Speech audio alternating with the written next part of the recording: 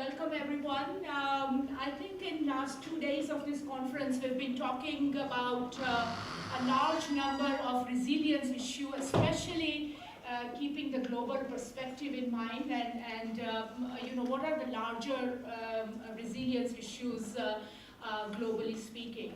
This series of parallel sessions kind of zooms in on some specific regions and talks about specific priorities and resilience mechanisms in various regions.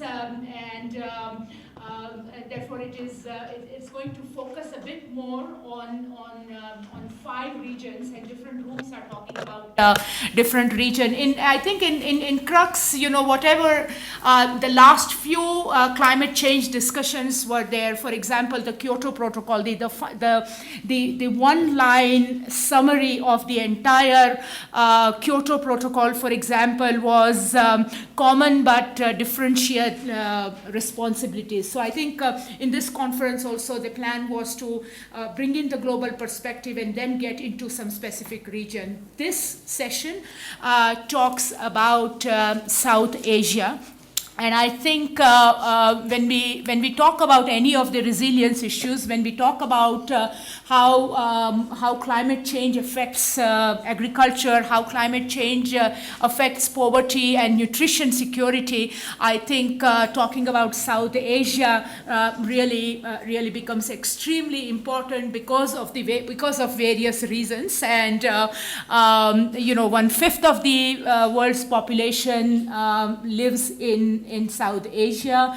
127 officially recognized agroclimatic regions, large dependence and increasing dependence in some cases of the region on agriculture and rain-fed agriculture. So from various perspectives, South Asia becomes an extremely important, so to say, hotspot of resilience discussions. If we look at the size of it or the scale of what we are talking about in this region, look at one country in the region, which is India, for example. Let us not talk about the entire country. Let us only talk about 8 states of India, where the number of poor are recognized as 410 million people, which is more than the number of poor in the entire continent of Africa, for example. So when we are talking about South Asia, one has to keep in mind the large diversity, one has to keep in mind the large complexity and the scale of this entire region. So today we have 5 panelists who are policy makers and policy influencers from South Asia, from Bangladesh, Nepal, Pakistan, Sri Lanka, and India.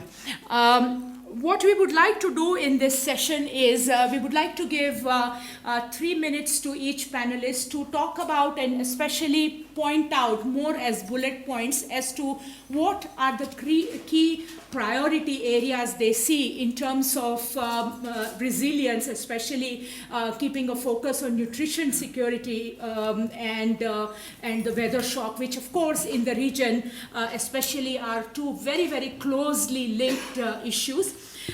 We would then like the audience to point out if there are any priority points that were missed out. In the second round then, I would like my panelists to talk about some key recommendations. I really liked what we did yesterday in the panel as to if you are going for a meeting with the minister, what are the key points that you would talk about as the policy recommendations, especially focusing on your region. So that will be the second round, and then we will open up for more audience discussion. Let me introduce my panel here.